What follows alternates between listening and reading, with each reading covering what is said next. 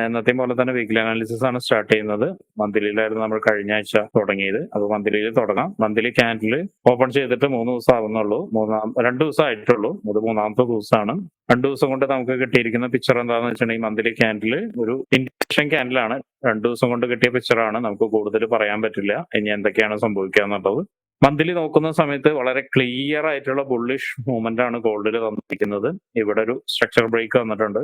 അത് കഴിഞ്ഞ് ഈ കാണുന്നത് നോക്കിയാൽ കാണാം ക്യാൻഡിൽസ് മുകളിലോട്ട് ബുള്ളിഷ് ക്യാൻഡിലാണ് പോകുന്നത്. മുകളിൽ നിന്ന് നല്ല രീതിയിലുള്ള പ്രഷർ താഴോട്ടേക്ക് വന്നിട്ട് പോലും അതിനെ സസ്റ്റെയിൻ ചെയ്ത് മുകളിലോട്ടേക്ക് തന്നെ പോകുന്നത്.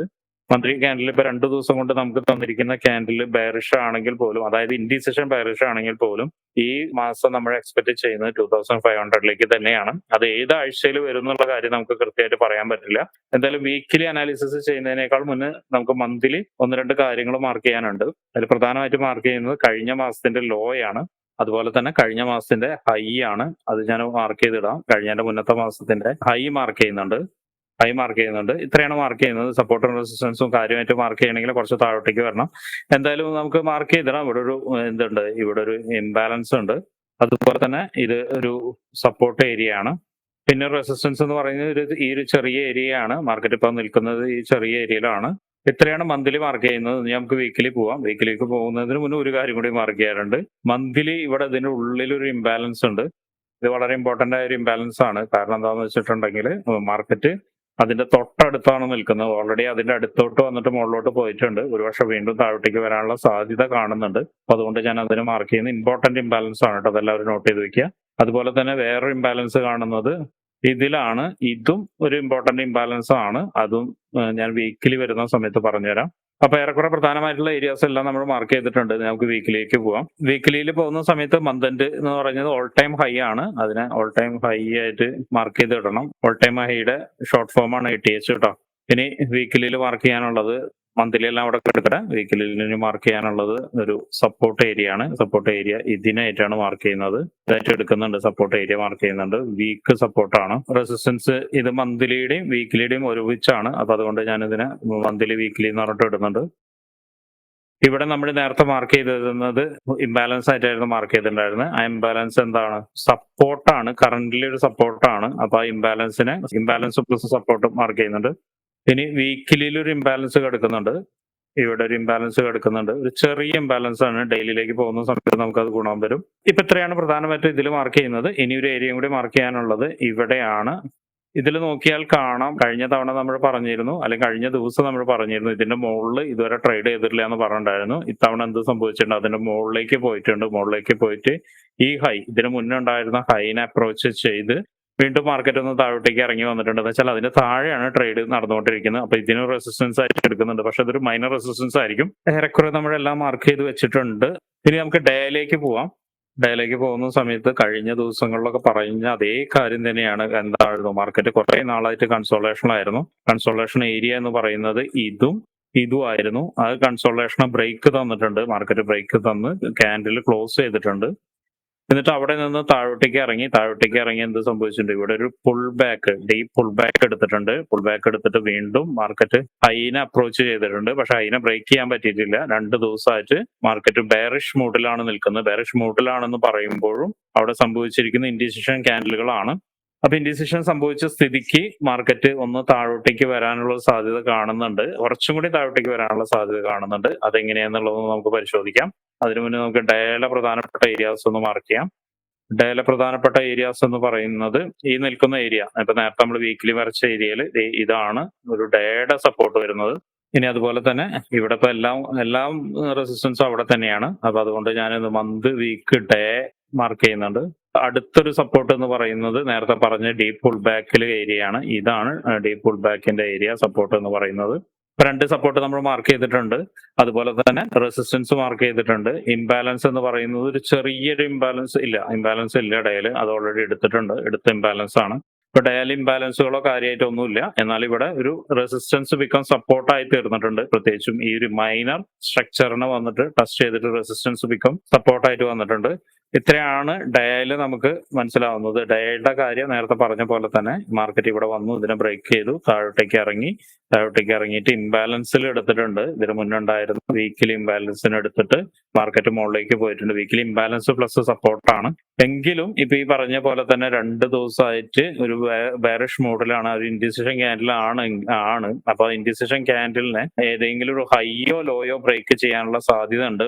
മുകളിലോട്ട് പോവുകയാണെങ്കിൽ ഡെഫിനറ്റ്ലി ഈ ഒരു ലോയിനെ ഒന്നും കൂടി ബ്രേക്ക് ചെയ്യാനുള്ള സാധ്യത കാണുന്നുണ്ട്. അപ്പൊ കുറച്ചും കൂടി താഴോട്ടേക്ക് ഇറങ്ങി ഇത് സപ്പോർട്ട് എടുത്ത് പോവാം. അത് മിക്കവാറും ഈ ഒരു ലെവലിലേക്ക് ഇറങ്ങാനുള്ള സാധ്യത കാണുന്നുണ്ട്. എന്നിട്ടായിരിക്കും പോകാറുണ്ടാവുക. ഇങ്ങനെയായിരിക്കും പോകുന്നുണ്ടാവുക. ഡയല് അങ്ങനെയായിരിക്കും പോകുന്നുണ്ടാവുക. ഒരുപക്ഷെ തിങ്കളാഴ്ച തന്നെ ഒരുപക്ഷെ അത് സംഭവിക്കാം. ആദ്യത്തെ സിനാരിയോ ആണ്. രണ്ടാമത്തെ സിനാരിയോ എന്ന് പറയുന്നത് ഈ വിക്കിന്റെ ഒരു 50%ഓളം, അതായത് ഇപ്പൊ റെസിസ്റ്റൻസ് നിൽക്കുന്ന ഏരിയ ഇതാണ്, ഏകദേശം 50% വരുന്നത്. ഈ 50%ഓളം വന്നിട്ട് മാർക്കറ്റ് വന്നിട്ട് ഇവിടുന്ന് ഒരു സപ്പോർട്ട് എടുത്തിട്ട് വീണ്ടും മാർക്കറ്റ് മുകളിലേക്ക് പോകാം. പക്ഷെ മുകളിലേക്ക് പോകുന്ന സമയത്ത് എന്ത് സംഭവിക്കാം? ഇവിടെ ഒരു വിക്കിന്റെ 50% എടുക്കും, ഒന്ന് താഴോട്ടേക്ക് വരും, എന്നിട്ടായിരിക്കും മുകളിലോട്ട് പോവുക.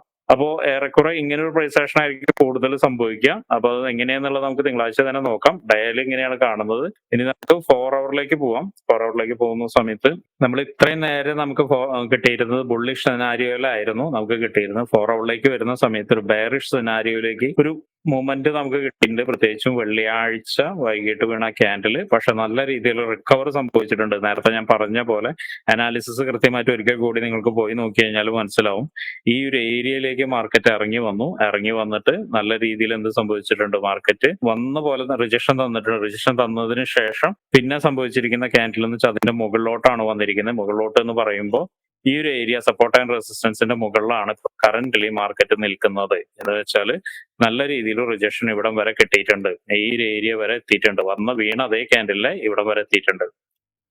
ഇനി ഇവിടെ 4 അവറിൽ ഇമ്പോർട്ടന്റ് ആയ ഏരിയകൾ മാർക്ക് ചെയ്യുകയാണെങ്കിൽ ഇപ്പോ ഈ എല്ലാം നേരത്തെ വരച്ച അത് തന്നെയാണ്. കാര്യമായിട്ട് മാറ്റങ്ങളൊന്നുമില്ല. ഈ പറഞ്ഞ സപ്പോർട്ട് ഉണ്ട്, ഇംബാലൻസിന്റെ ഉണ്ട്, ഇത് രണ്ടും അതുപോലെ തന്നെയുണ്ട്. എങ്കിലും നേരത്തെ പറഞ്ഞ പോലെ തന്നെ ഇവിടെ ഒരു റെസിസ്റ്റൻസ് കാണുന്നുണ്ട്. 4 അവറിന്റെ ഒരു ഇതിലൊരു റെസിസ്റ്റൻസ് കാണുന്നുണ്ട്. ഒരുപക്ഷെ മാർക്കറ്റ് ഇതിലേക്ക് കയറിയിട്ട് അവിടെ നമ്മൾ നേരത്തെ പറഞ്ഞിട്ടുണ്ടായിരുന്നു റെസിസ്റ്റൻസ് ഒരു മൈനർ ഉണ്ട് എന്നുള്ളത് നേരത്തെ മാർക്ക് ചെയ്തിട്ടുണ്ടായിരുന്നു. കയറി കഴിഞ്ഞതിന് ശേഷം 1-2 ക്യാൻഡിൽ താഴോട്ടേക്ക് ഇറങ്ങി വന്ന് വീണ്ടും ഇതിന്റെ ലോ ബ്രേക്ക് ചെയ്ത് കുറച്ചും കൂടി താഴോട്ടേക്ക് ഇറങ്ങിയിട്ട് മാർക്കറ്റ് ഇവിടെ നിന്ന് പോകാനുള്ള സാധ്യത കാണുന്നുണ്ട്. അവിടെ നിന്ന് പോവുകയാണെങ്കിൽ പ്രൈസ് ആക്ഷൻ എടുത്തിട്ടായിരിക്കും പോവുക. പ്രൈസ് ആക്ഷൻ എല്ലാം നമുക്ക് മാർക്കറ്റിൽ ഇരുന്ന് പതിപോലെ തന്നെ ഡെയിലി അനാലിസിസിൽ നമുക്ക് കണ്ടുപിടിക്കാൻ ശ്രമിക്കാം. ഇപ്പോഴത്തെ വ്യൂ എന്ന് പറയുന്നത് ടോട്ടലി ബുള്ളിഷ് ആണ്. 4 അവറിൽ ഒരു ക്യാൻഡിൽ നമുക്ക് ബെയറിഷ് തന്നു എന്ന് വെച്ചിട്ട് നമുക്ക് ബുള്ളിഷ് വ്യൂവിനെ ഒഴിവാക്കി വിടാൻ പറ്റില്ല.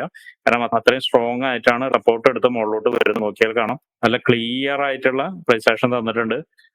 സിങ് ഹൈ ക്രിയേറ്റ് ചെയ്തിട്ടുണ്ട്, സിങ് ലോ ക്രിയേറ്റ് ചെയ്തിട്ടുണ്ട്. അതൊക്കെ കഴിഞ്ഞ് ഓൾ ടൈം ഹൈയിൽ നിന്ന് നല്ല രീതിയിൽ എന്ത് തന്നിട്ടുണ്ട്? ഒരു പുൾ ബാക്ക് തന്നിട്ടുണ്ട്. പുൾ ബാക്ക് തന്നു കഴിഞ്ഞ സമയത്താണ് ഈ ഒരു സപ്പോർട്ട് ഇവിടെ നിന്ന് ഇങ്ങോട്ട് ഷിഫ്റ്റ് ആയത്. ഷിഫ്റ്റ് ചെയ്യാനുള്ള കാരണം എന്താണെന്ന് വെച്ചിട്ടുണ്ടെങ്കിൽ ഇത് റീടെസ്റ്റ് ചെയ്യാത്ത ഒരു ഏരിയ കൂടിയായിരുന്നു. അങ്ങനെ ഷിഫ്റ്റ് ആയതിനു ശേഷം മാർക്കറ്റ് എന്ത് ചെയ്തിട്ടുണ്ട്? വീണ്ടും മുകളിൽ അപ്രോച്ച് ചെയ്യുന്ന സമയത്ത് സഡൻലി ഒരു സെൽ ഓഫ് വന്നിട്ട് പോലും എന്താണ് അത് മാർക്കറ്റിന് കണ്ടിന്യൂഷൻ കിട്ടിയിട്ടില്ല. മാർക്കറ്റ് വീണ്ടും അപ്രോച്ച് ചെയ്യുന്ന ഹൈനെ തന്നെയാണ്. എന്തായാലും ഈ ഒരു വലിയ ക്യാൻഡിൽ വന്നത് കൊണ്ട് കുറച്ച് സമയം ഇവിടെ നിൽക്കാം. ഒന്നല്ലെങ്കിൽ നേരത്തെ പറഞ്ഞാൽ കുറച്ചൊന്ന് മുകളിലോട്ട് പോയിട്ട് വീണ്ടും താഴോട്ട് വരാം. താഴോട്ട് വന്നിട്ട് ചിലപ്പോൾ തിങ്കളാഴ്ച ഒരു പക്ഷേ നമുക്കറിയില്ല, ചില ടൈം ഫ്രെയിമിലേക്ക് പോയ സമയത്താണ് നമുക്കറിയുള്ളൂ. അല്ലെങ്കിൽ തിങ്കളാഴ്ചത്തെ ന്യൂസും മറ്റു കാര്യങ്ങളും നോക്കിയതിന് ശേഷമാണ് നമുക്ക് കൂടുതൽ പറയാൻ പറ്റുള്ളൂ. തിങ്കളാഴ്ച ഒരു പക്ഷേ ഒരു കൺസോളേഷൻ ആയിരിക്കും. കൺസോളേഷൻ ആയിട്ട് ഒരു അപ്പർ ഹാൻഡ് ഉള്ള ഒരു കൺസോളേഷൻ തരും നമുക്ക്. അപ്പർ ഹാൻഡ് എന്ന് വെച്ചാൽ മുകളിലോട്ട് പോകാനുള്ള ഒരു കൺസോളേഷൻ തരും. ക്യാൻഡിൽസ് ചിലപ്പോൾ 1-2 ക്യാൻഡിൽ ഇതിന്റെ മുകളിൽ നിൽക്കാം, അല്ലെങ്കിൽ ഒരു ചെറിയ രീതിയിലൊന്ന് മുകളിൽ നിൽക്കാം. അങ്ങനെ തിങ്കളാഴ്ച തരും. ചൊവ്വാഴ്ച ഒരു പക്ഷേ വീണ്ടും എന്തായിരിക്കും മുകളിലോട്ട് പോകാനുള്ള സാധ്യത കാണുന്നുണ്ട്. ഈ ആഴ്ച മിക്കവാറും 2500 എത്താനുള്ള സാധ്യത വളരെ കൂടുതലായിട്ടാണ് കാണുന്നത്. കാരണം ഇതൊരു പുൾ ബാക്ക്, നേരത്തെ പറഞ്ഞ പോലെ ടെക്നിക്കലി പറഞ്ഞ പോലെ ഇതൊരു പുൾ ബാക്ക് തന്നു. പിന്നെ ഇത് വീണ്ടും പോയി ഇവിടുന്ന് ഒരു പുൾ ബാക്ക് തന്നു. ഇനി സംഭവിക്കാൻ പോകുന്നത് ഇത് ബ്രേക്ക് ചെയ്യാൻ തന്നെയാണെന്നാണ് എന്റെ എക്സ്പെക്ടേഷൻ. 2500ലേക്ക് തന്നെ പോകുന്നതാണ്. ഇത് ബൈ മോഡാണ് പറയുന്നത്. സെൽ മോഡ്, അതായത് ബെയറിഷ് മോഡ് ഇതുവരെ ഞാൻ അനാലിസിസ് ചെയ്തിട്ടില്ല. പക്ഷെ എന്നാലും നമുക്ക് അതിന്റെ സാധ്യതകൾ നോക്കണം. ബെയറിഷ് മോഡ് നോക്കുകയാണെങ്കിൽ മാർക്കറ്റ് ഇതിന് താഴെ, ഈ സപ്പോർട്ട് വരച്ച താഴേക്ക് വരണമെങ്കിൽ ന്യൂസ് എന്തെങ്കിലും സംഭവിക്കണം. ടെക്നിക്കൽ അനാലിസിസ് പ്രകാരം ഇപ്പം ബുള്ളിഷ് തന്നെയാണ്. ന്യൂസ് എങ്ങനെയാണെന്നുള്ള അടുത്ത ആഴ്ചത്തെ ന്യൂസുകൾ നോക്കണം. പിന്നെ അത് മാത്രമല്ല യുദ്ധഭീതി ഭയങ്കരമായിട്ട് നിൽക്കുന്നുണ്ട്. അതെങ്ങനെയാണ് ബാധിക്കാന്നുള്ളതൊന്നും അറിയില്ല. അപ്പോ സെല്ല് വരണമെങ്കിൽ നേരത്തെ പറഞ്ഞ പോലെ തന്നെ മാർക്കറ്റ് താഴോട്ടേക്ക് വന്ന് ഇവിടെ വന്ന് ഒന്ന് ഒരു ചെറിയ കൺസോൾട്ടേഷൻ നടത്തിയിട്ടോ മറ്റോ താഴോട്ടേക്ക് ഇറങ്ങാം. താഴോട്ടേക്ക് ഇറങ്ങാൻ അപ്പോഴും ഞാൻ പറഞ്ഞ എനിക്ക് അതൊരു വിശ്വാസം ഇല്ലാത്തൊരു പറച്ചിലാണ്. കാരണം മാർക്കറ്റ് നല്ല രീതിയിൽ ഷിഫ്റ്റ് തന്നിട്ടുണ്ട്. നല്ല രീതിയിൽ ഷിഫ്റ്റ് തന്നിട്ടുണ്ട്. പിന്നെ ഇവിടേക്ക് എത്തുക എന്ന് പറഞ്ഞാൽ പോലും തന്നെ ബയേഴ്സ് നല്ല സ്ട്രോങ് ആയിട്ടുള്ള ഒരു ഏരിയ ആണ്. ഇത് സപ്പോർട്ട് ഏരിയ എന്ന് വെച്ചാൽ ബയേഴ്സ് സ്ട്രോങ് ആയിട്ടുള്ള ഏരിയ ആണ്. വലിയ രീതിയിലൊരു പുൾ ബാക്ക് തന്നൊരു ഏരിയ ആണ്. ബയേഴ്സ് ഓൾറെഡി ഇവിടെ നിന്ന് താഴത്തെ ഈ സപ്പോർട്ടിൽ നിന്ന് ഇങ്ങോട്ട് ഷിഫ്റ്റ് നടത്തിയിട്ടുണ്ട്. അപ്പോ ഇതിനെ ബ്രേക്ക് ചെയ്യാന്നുള്ളത് അത്ര എളുപ്പമല്ല. അപ്പൊ അതുകൊണ്ട് തന്നെ എനിക്ക് സെല്ല് കാര്യമായിട്ട് നോക്കുന്നില്ല. എന്നാൽ പോലും എന്തെങ്കിലുമൊക്കെ സംഭവിച്ചു കഴിഞ്ഞാൽ അല്ലെങ്കിൽ ടെക്നിക്കലി ഈ പറഞ്ഞ പോലെ എന്തെങ്കിലും പാറ്റേണോ കാര്യങ്ങളൊക്കെ ഏതും സംഭവിച്ചിട്ടുണ്ടെങ്കിൽ ചിലപ്പോൾ ഇവിടം വരെ ഒന്ന് ഇറങ്ങി വരാനുള്ള സാധ്യത കാണുന്നുണ്ട്. അത് ഓൾറെഡി നേരത്തെ പറഞ്ഞിട്ടുണ്ടായിരുന്നു. ഇതിൽ വരാനുള്ള സാധ്യതയുണ്ട്. അത് പക്ഷെ കുറച്ചും കൂടി താഴോട്ടേക്ക് ഇറങ്ങി വരാൻ ഇവിടം വരെ ഇറങ്ങാനുള്ള സാധ്യത ഞാൻ കാണുന്നുണ്ട്. അപ്പോ ഇതാണ് സെല്ലിന്റെ സാധ്യത. ബൈയുടെ സാധ്യത ഇങ്ങനെ തന്നെയാണ്. വേണമെങ്കിൽ നമുക്ക് 1 ഹവറിൽ നോക്കാം. 1 ഹവറിൽ നോക്കിയിട്ട് പ്രത്യേകിച്ച് കാര്യമൊന്നുമില്ല. കാരണം നമ്മളിപ്പോ വ്യൂ ആണ്. 1 ഹവറിൽ നോക്കിയിട്ട് പ്രത്യേകിച്ച് കാര്യമൊന്നുമില്ല. ഇപ്പൊ നമ്മൾ നോക്കുന്നത് വ്യൂ ആണ്. ഈ ആഴ്ചത്തെ വ്യൂ എങ്ങനെയായിരിക്കും എന്നുള്ളതാണ് നോക്കുന്നത്. അപ്പോ എന്റെ ഒരു അഭിപ്രായത്തിൽ ഈ ആഴ്ച മിക്കവാറും ബുള്ളിഷ് തന്നെയാണ്. 1 ഹവറിലൊന്ന് പോയിട്ട് നോക്കാം. ജസ്റ്റ് ഒന്ന് എന്താണ് ഇതിന്റെ സാധ്യത എന്നുള്ളത് നോക്കാം. 1 ഹവറിലേക്ക് പോകുന്ന സമയത്ത് എന്താന്ന് വെച്ചിട്ടുണ്ടെങ്കിൽ കൂടുതൽ ബെയറിഷിനെ ഈ ഒരു ആക്ഷൻ ബെയറിഷിനെ സപ്പോർട്ട് ചെയ്യുന്ന പോലെയാണ്. പക്ഷേ നമുക്കൊരു സ്ട്രക്ചർ ചെറിയ ടൈം ഫ്രെയിമിൽ സ്ട്രക്ചർ ചേഞ്ച് കിട്ടിയിട്ടുണ്ട്. ചെറിയ ടൈം ഫ്രെയിമിൽ സ്ട്രക്ചർ ചേഞ്ച് കിട്ടിയിട്ടുണ്ടെങ്കിൽ പോലും നമുക്കത് ഈ 1 ഹവറിലേക്ക് ചെറിയ ടൈം ഫ്രെയിമിലേക്ക് പോകുന്ന സമയത്ത് നമുക്ക് വിശ്വസിക്കാൻ പറ്റാത്ത ഒരു ലെവലിലേക്കാണ്. കാരണം ഞാൻ നേരത്തെ പറഞ്ഞ പോലെ തന്നെ ഇതെന്താണ്, ഇതൊരു റെസിസ്റ്റൻസ് ഏരിയ ആയിട്ട് നിൽക്കുന്നുണ്ട്. അപ്പൊ റെസിസ്റ്റൻസ് ഏരിയയിൽ നിന്ന് റിയാക്ഷൻ കിട്ടാം. ഇത് ഞാൻ 4 ഹവറിലും 1 ഡേ ചാർട്ടിലൊക്കെ പറഞ്ഞിട്ടുണ്ടായിരുന്നു. റിയാക്ഷൻ കിട്ടാം. അങ്ങനെയാണെങ്കിൽ ഈ ഒരു ഏരിയയിലേക്ക് എക്സ്പെക്ട് ചെയ്യുന്നുണ്ട് ഞാൻ. മിനിമം ഈ ഏരിയയിലേക്ക് എക്സ്പെക്ട് ചെയ്യുന്നുണ്ട്. കഴിഞ്ഞ തിങ്കളാഴ്ച പറഞ്ഞ പോലെ തന്നെ അവിടേക്ക് ഒരു എക്സ്പെക്ടേഷൻ ഉണ്ട് എനിക്ക്. അപ്പൊ എല്ലാവരും ഒന്ന് ശ്രദ്ധിക്കുക. ചിലപ്പോൾ അവിടേക്ക് വരാം. വന്നു കഴിഞ്ഞ് കഴിഞ്ഞിട്ട് ചിലപ്പോൾ ഒന്ന് താഴോട്ടേക്ക് ഇറങ്ങാം. റെസിസ്റ്റൻസ് ഈ റെസിസ്റ്റൻസിലേക്ക് അല്ലെങ്കിൽ ഇതിന്റെ ലോ ബ്രേക്ക് ചെയ്യാം. അങ്ങനെ എന്തെങ്കിലും തിങ്കളാഴ്ച കാലത്ത് തന്നെ നിങ്ങൾക്ക് ഒരു എൻട്രി കിട്ടാനുള്ള എല്ലാ സാധ്യതയും കാണുന്നുണ്ട്. അപ്പോൾ അത് 50 മിനിറ്റ്സിലോട്ട് പോയതിനു ശേഷം മാത്രം നിങ്ങൾ എൻട്രി എടുക്കുക. 50 മിനിറ്റ്സിലോട്ട് പോയി കഴിഞ്ഞിട്ട് ഒരു അനാലിസിസ് നിങ്ങളുടെ രീതിയിൽ ഒരു അനാലിസിസ് നോക്കുക. അപ്പൊ എൻട്രി എടുക്കുക. പക്ഷെ മിക്കവാറും അനാലിസിസ് കിട്ടാനുള്ള സമയമൊന്നും ഉണ്ടായിരിക്കില്ല. കാരണം വെച്ചാൽ വളരെ ക്ലോസ് ആണ് ക്യാൻഡിൽ. പെട്ടെന്ന് തന്നെ ഓപ്പൺ ചെയ്യുന്ന സമയത്ത് തന്നെ ഒരു ജമ്പ് ചെയ്തിട്ട് ചിലപ്പോൾ താഴോട്ടേക്ക് തന്നെ ഇറങ്ങി വരും. അല്ലെങ്കിൽ കുറച്ചും കൂടി പോവാം. കുറച്ചും കൂടി എന്ന് പറഞ്ഞാൽ ഈ ഒരു ഏരിയ വരെയൊക്കെ വേണമെങ്കിൽ പോവാം. ഈ ഒരു ഏരിയ വരെയൊക്കെ വേണമെങ്കിൽ പോവാം. അപ്പൊ അവിടം വരെ വന്നിട്ട് ഒരു റിയാക്ഷൻ കിട്ടുകയാണെങ്കിൽ ശ്രദ്ധിക്കുക. ഇവിടുന്ന് ഒരു സെൽ എൻട്രി കൂടി കിട്ടും. സെൽ എൻട്രി കിട്ടുകയാണെങ്കിൽ ഒരു സ്ട്രോങ് കൺഫർമേഷൻ ആയിരിക്കണം. വെറുതെ ചുമ്മാ ഒരു കൺഫർമേഷനിൽ കയറി എടുക്കാൻ പാടില്ല. ഒരു സ്ട്രോങ് കൺഫർമേഷൻ ആയിരിക്കണം. ആ കൺഫർമേഷൻ നോക്കിയതിന് ശേഷം മാത്രം സെൽ എൻട്രി നോക്കുക. സെൽ എൻട്രി നോക്കുകയാണെങ്കിൽ ആദ്യത്തെ ടാർഗറ്റ് എന്ന് പറയുന്നത് ഇത് വെക്കാം. നമുക്ക് ചെറിയ ടാർഗറ്റ് ചെറിയ ടൈം ഫ്രെയിമിലായതുകൊണ്ട് ഇപ്പൊ ബ്രേക്ക് ചെയ്ത സ്ട്രക്ചർ ബ്രേക്ക് ചെയ്ത് വെക്കാം. ആദ്യത്തെ ടാർഗറ്റ് വെക്കാം. രണ്ടാമത്തെ ടാർഗറ്റ് ഇത് വെക്കാം. മൂന്നാമത്തെ ടാർഗറ്റ് ഏറെക്കുറെ കുറച്ചുകൂടി താഴ്ത്തി വെക്കാം. നമുക്ക് മൂന്നാമത്തെ ടാർഗറ്റ് ഇവിടെ ആയിട്ട് വെക്കാം. നാലാമത്തെ ഇതിന്റെ ലോ വെക്കാം. അഞ്ചാമത്തെ ഇതിന്റെ ഉള്ളിൽ വെക്കാം. പക്ഷെ ഇതൊന്നും ഇങ്ങനെ കറക്റ്റ് ആയിട്ട് വരില്ല കേട്ടോ. ഇങ്ങനെ കറക്റ്റ് ആയിട്ട് വരില്ല. പക്ഷെ ഇവിടെയാണ് ഞാനിപ്പോ ടാർഗറ്റുകൾ വെക്കുന്നത്. അപ്പൊ എന്തായാലും തിങ്കളാഴ്ച നോക്കി തന്നെ ട്രേഡ് എടുക്കുക. ഒരു വ്യൂ ഏറെക്കുറെ പിടുത്തം കിട്ടിയെന്ന് വിചാരിക്കുന്നു. വ്യൂ പിടുത്തം കിട്ടിയാൽ തന്നെ നിങ്ങൾക്ക് അതിനെ ബേസ് ചെയ്തിട്ട് നിങ്ങൾക്ക് ട്രേഡ് പ്ലാൻ ചെയ്യാം. ഇനിയിപ്പോ തിങ്കളാഴ്ച കാലത്ത് നമ്മൾ ചെയ്യുന്ന മാർക്കറ്റ് അനാലിസിസും കൂടി നോക്കുക. മാർക്കറ്റ് അനാലിസിസ് വരുന്ന സമയത്ത് ചിലപ്പോൾ ഈ മൂവ്മെന്റ് ഓൾറെഡി ഫിനിഷ് ആയിട്ടുണ്ടാവും. മുകളിലോട്ടുള്ള മൂവ്മെന്റ് ഫിനിഷ് ആയിട്ടുണ്ടാവും. എന്നിട്ട് റീടെസ്റ്റ് വരാനുള്ള സാധ്യതയുണ്ട്. ആ റീടെസ്റ്റിലേക്ക് എൻട്രിയോ മറ്റോ നോക്കാം നമുക്ക്. അപ്പൊ എന്തായാലും ഈ ആഴ്ചത്തെ അനാലിസിസ് അവസാനിപ്പിക്കുകയാണ്. ഇനി ഇതിനെക്കുറിച്ച് എന്തെങ്കിലും സംശയങ്ങളോ കാര്യങ്ങളോ ഉണ്ടെങ്കിൽ ചോദിക്കാം.